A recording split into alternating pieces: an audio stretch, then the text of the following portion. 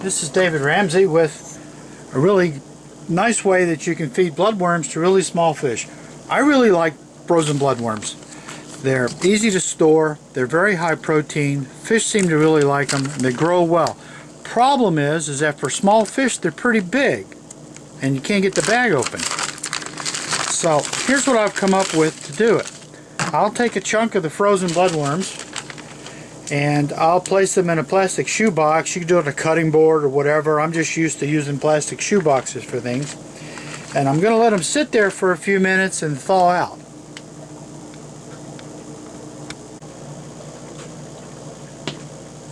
Okay, we've had this out for about 30 minutes. Let it thaw out. And now I'm going to take, you can buy these at the box stores.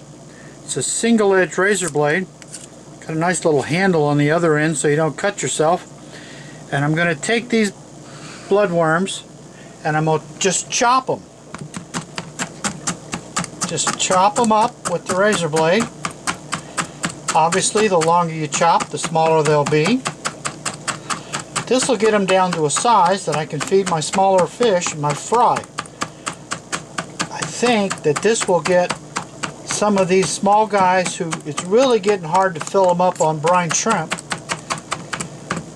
And what happens is they reach a stage where they just like don't grow anymore. The pistos are really bad about it. They just sit there at the same size, seems like forever.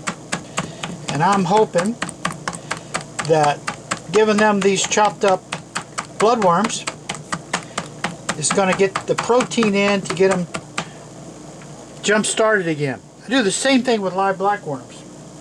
And then, because I don't want all that juicy stuff in there,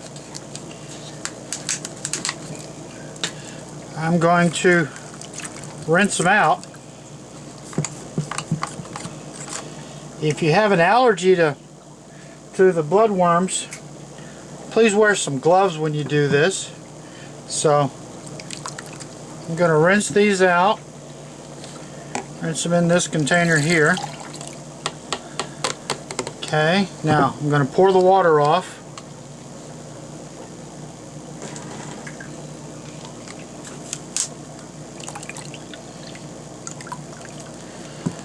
And we're going to let it settle for just a moment.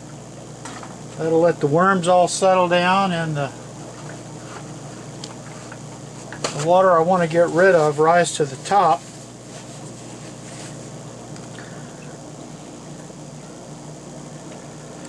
I'm going to pour this extra water off.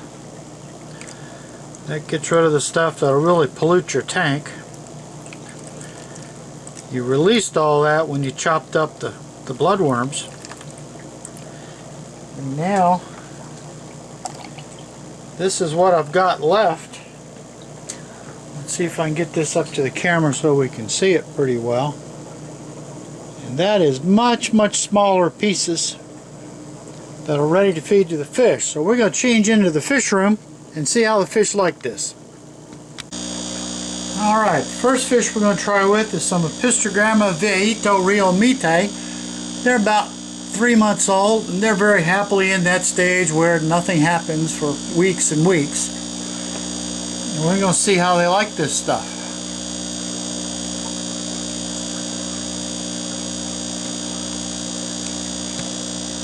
Looks like the smaller bite sizes are disappearing pretty quickly.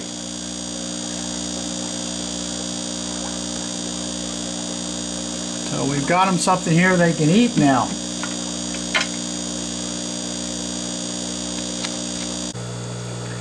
Okay, now we're going to try it on a tank that I'm growing out some albino cories, some panda cories, and some aspidoris. We've squirted that in, added all that light, and they're not real excited about the light.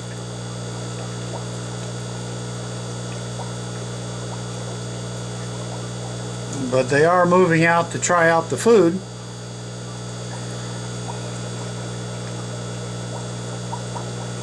Yeah, here comes the pandas. And see, this is all food that you couldn't be feeding them otherwise because it's just too big. They can't eat it. but they can certainly put it away when we...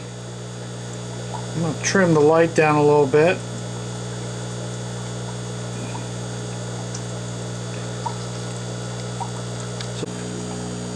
Okay, next we're going to try it on some blue Galeris fry. They're about an inch.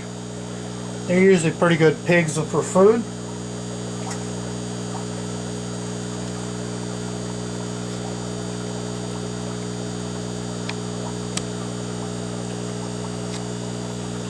They're figuring out pretty quick this is stuff they can eat.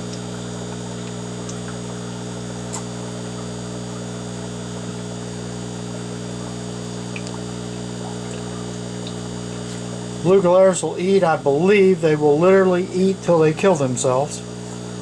Doesn't seem to be any limits to how much food they can put away. This has got a pretty good little feeding frenzy going. I'm going to add some more, but the sooner they get grown up, the sooner I can get them spread around and get some more people raising them up. So far this chopped up bloodworms has just been an outstanding experiment here. And it's very easy to do. So I encourage you to give it a try also.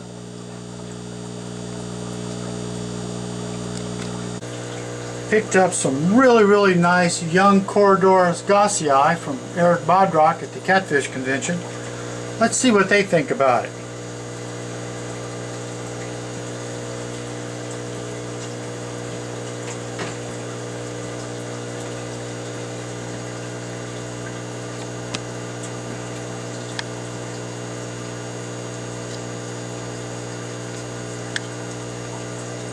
These guys are maybe 1.5 inches right now, so they're still pretty small.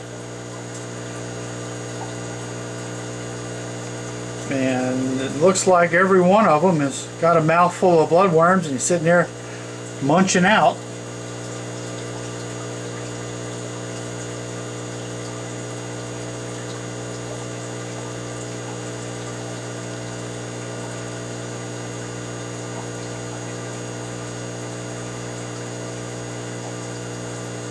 I should even chop them a little bit smaller for these guys.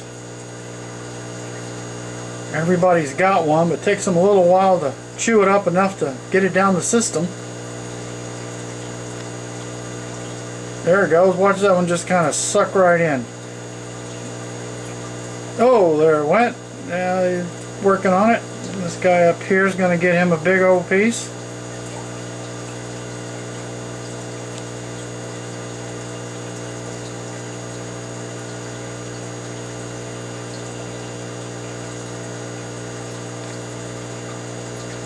So that's working well for them. And for the last ones now that I'll show you, I've got some young Nanocara, Aracephalus. They're 1.5 to 2 inches.